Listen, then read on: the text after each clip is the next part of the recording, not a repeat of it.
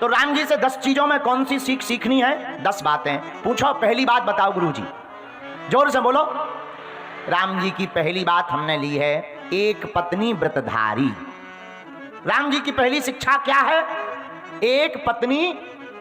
जिस वक्त राम जी का प्रादुर्भाव भया उस वक्त अनेक पत्नियों का विधान था, लेकिन यही तो मर्यादा है।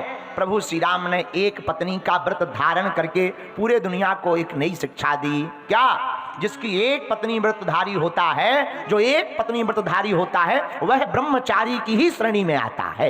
एक बात। अच्छा महाराज जी, ये तो आपने बात बताई एक पत्नी व्रतधारी राम जी की बात। अब मान लो कोई लफड़ों में फंस जाए तब क्या करे? इसका भी एक उपाय बताया है रामायण में। पूछो कहां?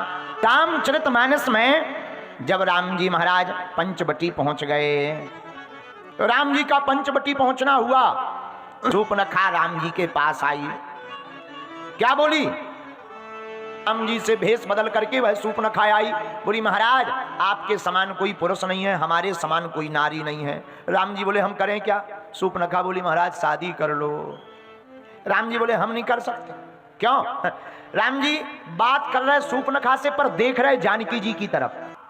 बात कर रहे शूर्पणखा से, देख रहे जानकी जी की तरफ। तो किसी ने राम जी से पूछा कि आप शूर्पणखा से बात कर रहे पर देख जानकी जी की तरफ रहे, इसका उत्तर क्या है? राम जी ने मुस्कुराते हुए मानो बड़ा प्यारा संदेश दुनिया वालों को दिया हो कि जब कोई भी वासना का रूप धारण करके तुम्हारे ऊपर डोरे डालने आ जाए तब घबराना नहीं, अपनी धर्म पत्नी की तरफ देख करके उससे बात करना। कभी तुम्हारा मन नहीं भटकेगा और तुम्हारा संकल्प भी दृढ़ रहेगा। बोलो सीताराम।